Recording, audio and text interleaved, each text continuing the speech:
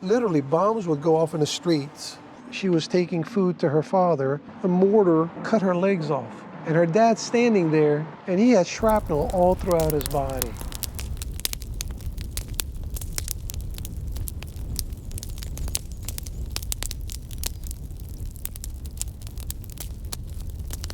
In the city of Falls Church, Virginia, is Bedo's Leatherworks. Started in 1978 by Bedos the Docklian after immigrating to the United States from Lebanon, Bedos has been open and repairing shoes for over 40 years. At the helm today is Bedos' son, Steve, who has grown Bedos into a shoe and leather repair juggernaut through grit, tenacity, and an incredibly high level of craftsmanship, as showcased in his YouTube channel. As I arrived this morning, Steve and Noah are playing a little catch-up. Noah, drop that. Let's finish that up. So we didn't write the description of what shoes she had here. So we thought she had 4 pairs. So one pair got left behind. Well, we need to finish it. When she came in, it was undone. We finished it, and she's happy now. So am I. So I went through a couple of people, and then I kept Noah. And I had 2 other guys I got rid of. And then Reza came and helped me in the front. By the time I got Noah to a point where he understood what I wanted the way I wanted. I still help him. He doesn't do everything. I still help him with the work because I want my hand on it. I'm not gonna, there's a certain way I want things done, You're charging an arm and a leg for these jobs. It's not cheap, man. I'm expensive. I'll be the first one to tell you that. But the details that I do it, there's not too many guys who are doing it that way, And don't forget, most repair shops are they're repair shops. They're doing minor stuff, soles and heels and patching, this and that. We go beyond that. A lot of details I put into it. A lot of, artsy-fartsy ways of doing jobs. I do all that. Most shops don't do that. Thank you. You're welcome. Thanks so much. Have a nice weekend. Custom with a smile. While we were talking, I learned that, like me, Steve also comes from an immigrant family. Yeah, I wasn't born in America. I was born in Lebanon.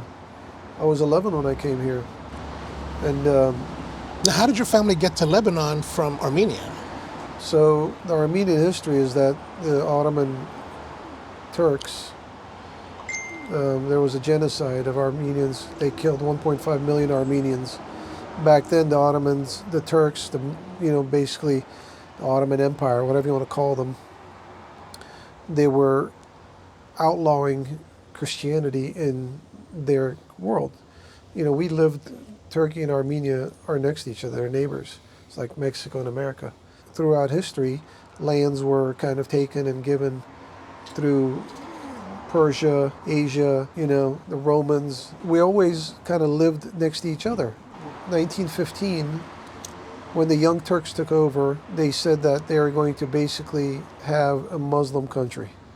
So what's the first thing to do to get rid of the Christians? Well, who was the biggest population of Christians? Armenians. April 24th, 1915, the genocide started. They gathered all the men, all the scholars, all the doctors, all the well-off people, and literally just executed them. Took all the guns from the people. So long story short, my grandfather was from a town called Musa. Several books have been written about this town and what happened with the situation. So they're all farmers basically, right? Not having too many firearms. The Turkish government sent the soldiers basically to the town to wipe them out. Well, the farmers got together and they defended their town. So they were pushed back on the mountain where they were there supposedly in the storybooks 40 days and 40 nights until they started running out of ammunition. The French Navy saved about 1,200 Armenians from that town.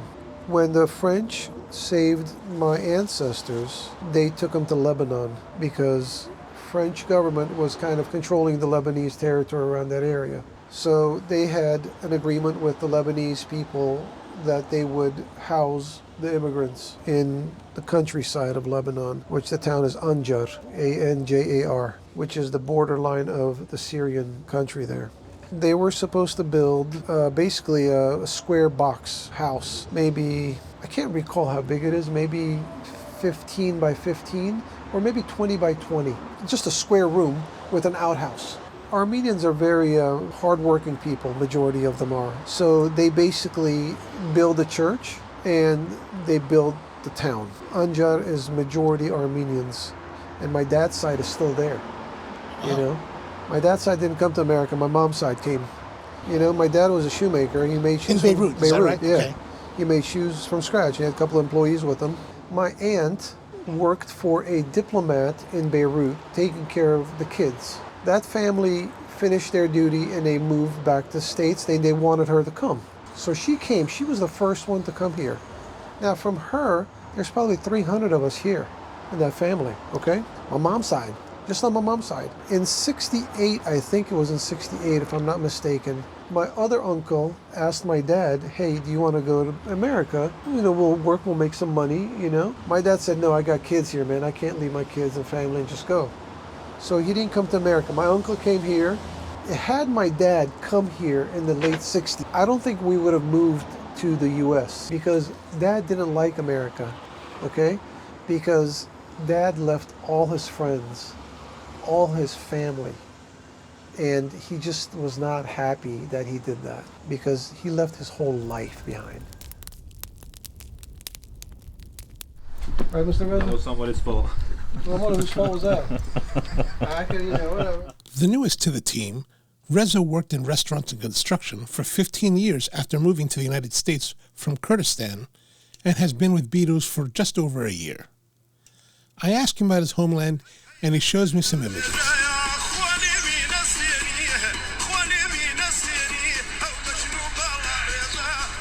Yes, how are you? Are you good? I was just want to interrupt. Yeah. No, good. Come on I was in. curious if Steve is around. Yes, it is. Hey, I'm Ron. When you hang out at Bedos, you see the draw that his channel has on the business, as people come from all over. Oh, where you guys are coming from? South Carolina. You did a pair of Ferragamos for me. I sent Brown pair? double monk. Yep, you did the blue I sole remember that. Yes, with a yes. fiddleback waist. I remember. We did some fun stuff to it. Started the YouTube channel, you know, a couple of years back. Well, about 2007, I think, was my first. I uploaded a video. Good morning, Shoe Repair family. But I took it seriously a couple of years down the road when I realized that there's so much potential in generating business through the YouTube channel. And I still don't take it seriously, you know, not like some guys do, you know, but you know, we've got like 136,000 subscribers now.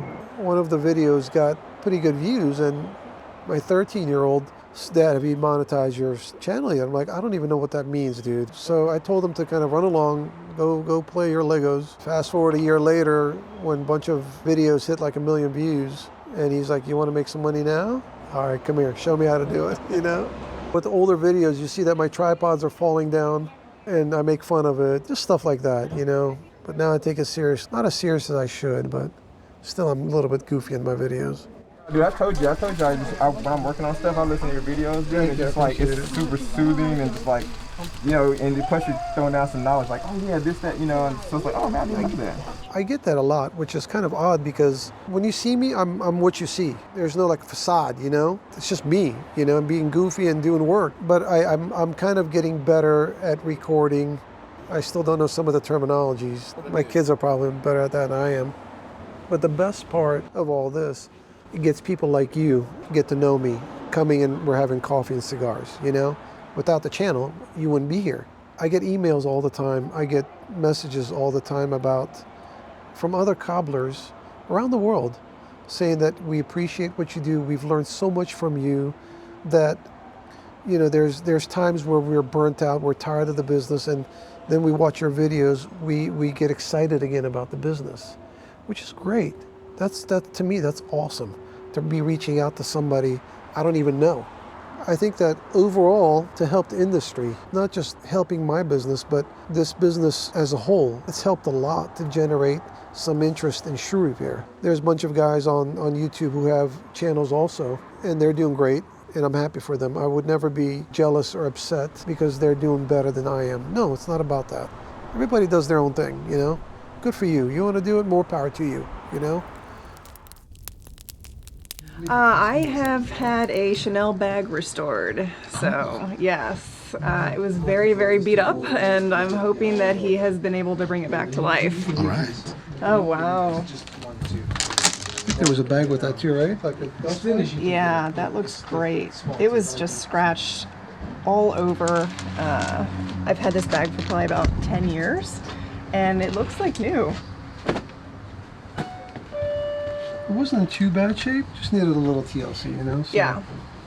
Well, it's the lambskin, you know. It just Yeah, scratches so absolutely. easily. Absolutely. If I had it to do all over again, I would probably get the caviar leather, but Right. That's a lot more. That's a lot more durable than these yeah, because it doesn't scratch very easily on the surface. yeah. Well, thank you so You're much. welcome. Let me put it back in the bag. Let me just tuck in the. It's a beautiful bag. This will never go out of style. You know. Well, you know, it's funny because they still sell it, and it gets more expensive every year. I think the last time I was in the store, it's going for about $9,000 Yeah, now. it's not cheap. So take care of it, and it should last for many years. The next time it needs some attention, I know where to bring it. Thank you so much. Appreciate it. All right, you. enjoy. Have a Take good care. one. Bye bye. Fast forward to 1975, a war erupted in Lebanon between the Muslims and the Christians. Basically, that was the bottom line. It's all about religion, man. Anything in the history, it's all about religion, you know? So we were in the war for 2 years, 77. I was you were 11. like- I oh, was yeah, 11 you're when well- I came. Not having a life, it was literally a war in the streets of Beirut. My aunt, my mom's sister, who's been here, said, you guys need to pack up and come. That's it. You guys, there's nothing there left. For 2 years, you guys hanging on. There's no end to this war. And so war's happening around you. Literally, bombs would go off in the streets. There's fighting going on. I mean, literally, every time we were on the upper level, we'd have to go in the basement of the building. Imagine that it's a high-rise, like what we call a high-rise. Sure. But, you know, back then, it's not like It's like Manhattan, like the buildings right around here. Similar, exactly, right? They're all connected together. You're going to try to cross the street, but there's snipers that trying to take people off as they're crossing the street. So what did they do? They basically made holes into the walls of the building so they could kind of go from building to building. Wow. Okay? So the snipers would try to, even you as a child. It doesn't matter. Doesn't matter. It doesn't Wow. matter. Your enemy. As a child, adult, doesn't matter. Old people. After a while, my dad, two of my brothers went to Cyprus to get visas because there is no American embassy in Lebanon. They shut everything down. A year later, we as a family got our visas. So in, I think, July of 77, we flew to JFK, and then we came here. We had just bags of clothes. That's it. To my aunt's house. And then we rented an apartment in Fairfax. My dad opened up the shop in Falls Church here, 4 blocks away. He was making shoes from scratch, so he couldn't continue to what he was doing here, not having the money, not knowing the language, not knowing how to read or write. He was great at mathematics, you know, he was great with numbers, but there was not much he could do. So he went to work for somebody fixing shoes. Now you're talking about a master craftsman, you know, having somebody over on top of him, hey, don't do this, don't do that, do it this way. No way, he's not going to put up with that, right? So he opened his own shop. That was 43 years ago. And then this, you know, I took over the shop, I started helping him out. He was almost brokenhearted because he left home. So he did what he could do to feed his family. Is it what he loved? I don't think so, because his passion was making shoes. He sacrificed a lot for us, and he put his own feelings aside. Because, you know, back home, you go outside the shop, you take 10 steps and 10 people say hello to you and talk and, hey, come for coffee, you know what I mean? All of a sudden you come here, you need a car to get everywhere. You don't have any friends. You don't have anybody here. What happens to your mental state there, you know? I mean, I think about it now. I don't know if I would have been able to do that, you know? So I always said he died of a broken heart, with a broken heart, you know? Because, you know, his dad died. He couldn't go back home because of the war. And he was okay here. He bought a condo, he bought a car, he had a shop. To him, that was living like a king, you know? But still, his heart was not happy, you know? I'm trying to attach the buckle. Yeah. So this one, see?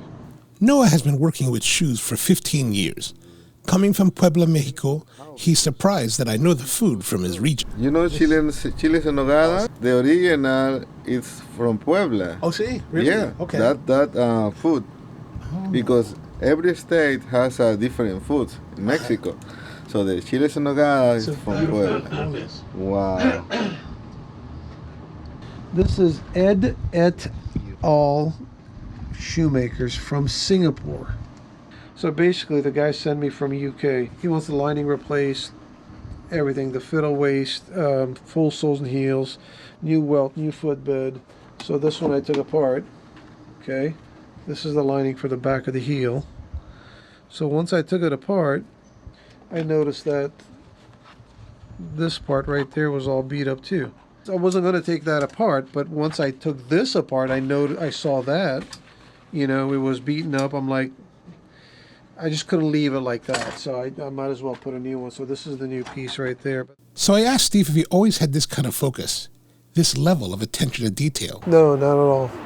No, it was, maybe I started upping my game about 8 years ago. Like the finishes on the bottom of the soles. It's just soles, man. You're going to walk, it's going to get ruined.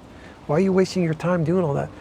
Well, because I like it. I think it's kind of cool. It's artsy-fartsy, man. I like being creative. Well, they're going to wear it. It's going to get ruined in one time. Who cares what happens after it leaves my hands? It's what I like doing, and it looks cool. It's like a gourmet chef. They make all this beautiful artwork in the food. It's just going to be eaten, right? Because it's not what you're producing, it's that you're fulfilling your artsy need, that you got to be creative. And there's a lot of guys out there who don't understand that. You know, few of them do, you know, but not all of them.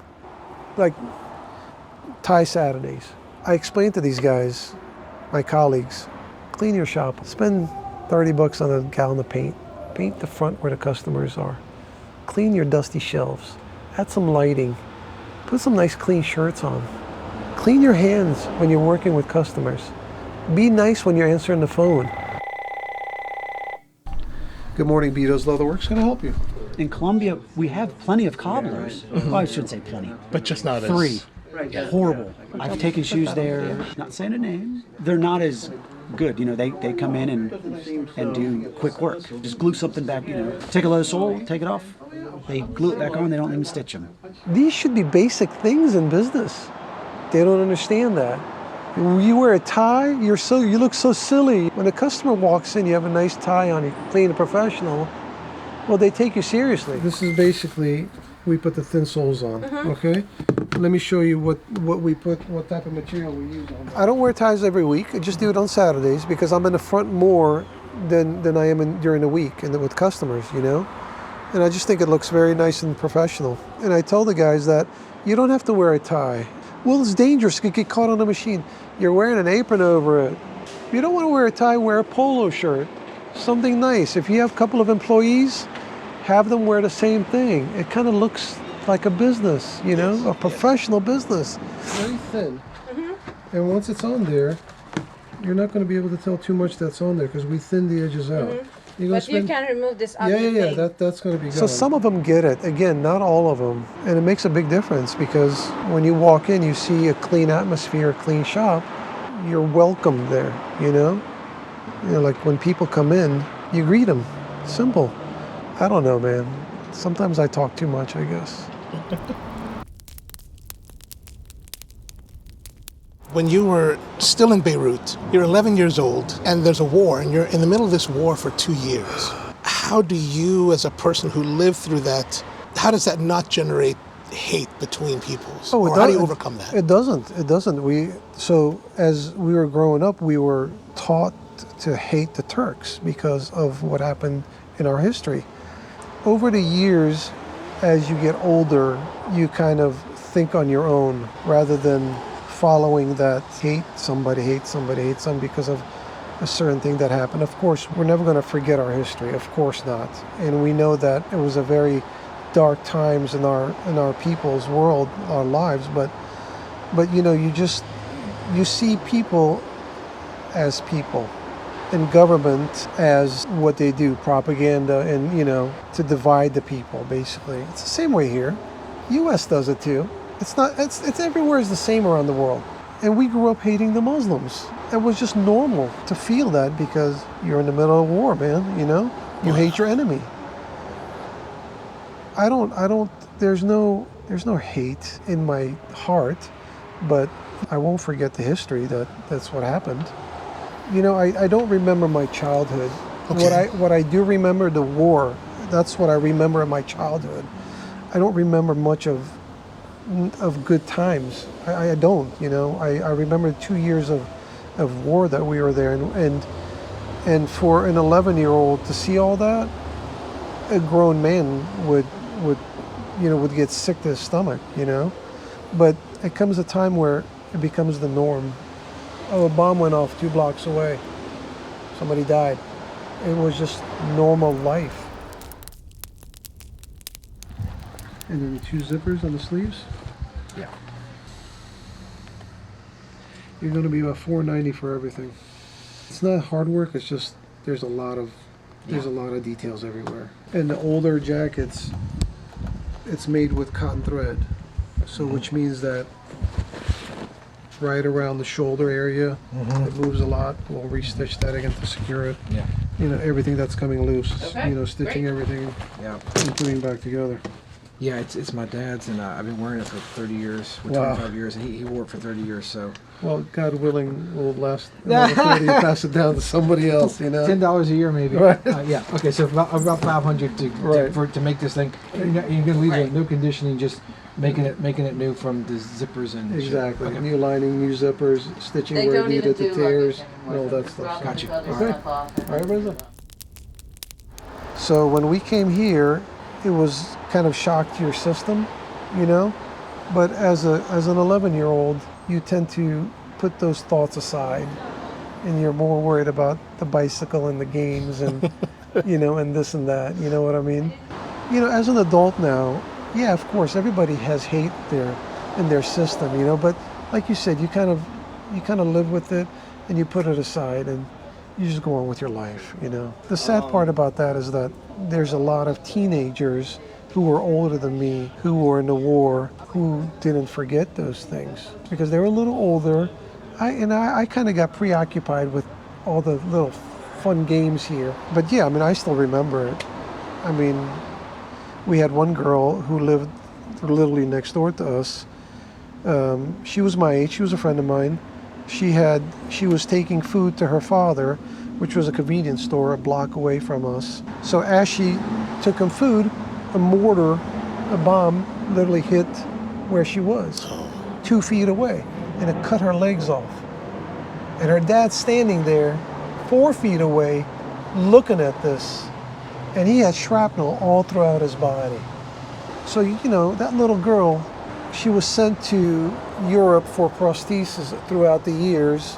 I think she passed away though, but how do you forget that, as a child, watching as kids are picked up and their legs are dangling, running to the hospital, going to the hospital. You don't forget things like that. I don't care how old you are, Oh, wow. Oh, wow. Yeah, it turned out pretty good. Oh, wow. Yeah, it looks amazing. Look, I like your logo too, Thank man. you. I've seen you doing that on some of your work, so that's awesome, man. So the uppers are in That looks pretty good nice, shape. man. Just got to polish condition them Yeah, up, yeah, and yeah. they're good to go. So. Yeah. I have a local guy that, so I actually live in Great Falls, so I have a local store there that I always take it. Yeah, dude, look at you, man. But I think because he was walking through as I took some shoes in to get polished. He was walking out. Yeah, he's a nice guy. He's a super nice guy, man. Super nice guy. He's really cool. I know. Very cool. Yeah, that turned out really nice, man. What the enemy used to do, they used to throw the mortar. They would wait 15 minutes until people would assemble to help other wounded. They would throw another one right at the same spot. There's a lot of things in life that you don't forget, but you just kind of put it aside. And that's where I think that's where my handshaking comes from. I shake a lot when I'm working, and people always question that. And I literally started shaking when I was about 10 years old, And I do a lot of detail work, but my hands shake. I shake a lot. I'm a little steady now, but I shake a lot. And I think that had a little effect on me, my psyche, growing up. And I've been to doctors now and then, but there's nothing wrong with me, but I just shake. When I get tired, I drink caffeine. It acts up a little bit. So my videos, people say, hey man, why are you shaking so much? You got Parkinson's or something, I'm like, no, dude, I'm okay. Not yet. I'm still a little young. Well, I don't know what age. But, coming from that background, we appreciate what we have. The problem here with most Americans is that they don't know what they have. And therefore, they don't appreciate it as much. So if they knew a different lifestyle, they would have something to compare it to. Then they would appreciate what they have. You see? Because they don't have something to compare it to. That's why they don't appreciate it. I don't know what's up with this. It almost smells like an old deodorant underarm pit, It's much better, but believe me, I can still smell it. Why does it smell this way? And why can't you exorcise the demon? Because there's no mold. It's not mold. It's not mold. It's like a plastic, petroleum, something plasticky smell. And nothing has literally been in that bag, because when the demon came, it came overnight. I've literally put it in its own room, open, dryer sheets, baking soda. It was. You can see nothing spilt in it. It wasn't like that from the beginning? No. That's odd. And the bag is clearly like, how old would you 20 say that years thing? easy. At least 20, maybe 17 But it years. shouldn't matter. I mean, there's nothing in there that is going to break down and start smelling, So what do you suggest at this point? Well, burn it? Well, take it to church? I'd like to remove the lining out of the way. You can smell that a little bit. But it was stronger inside than it was on the outside. Yeah. So if we remove the lining, if it's the lining, what do? We make a new lining. You're going to be about $900 or something It's like a new that. purse at that point. But I smell it here. I mean, what do you want to do? I mean, if it's $900 at that point, just buy a new purse, sadly. you're probably going to be about maybe $1,800 for a new purse. But again, let's say we agree with that price. Yeah. I don't even know if that's going to work. Yeah. You see what I mean? So if we put a new lining in and then the exterior is still smelling, then we haven't done anything. You know what I mean? Did you take it back to LB? So the Not ones yet. with the teeth are Not yet. I think your next step is to just try them and see what they say. At least it's an option. Yeah. And see what happens. If you put this on YouTube, you can put me for a hot second. Okay, very good.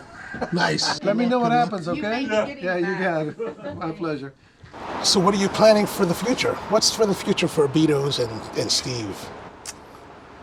Nothing really as far as this business. It's not going to continue past me. My kids won't. My kids are 15 and 16, and I really don't want them in this business. I want them to do what they want to do, whatever makes them happy. My dad told me to go get an education, and I told him I liked what I was doing. He said, okay. He said, I did my fatherly duties and told you to go do what you have to do. If you don't want to, then you do what's best for you. And I did. But with my kids, now I'm proud, this is the fourth generation that'll end with me. So, it's okay, It is what it is,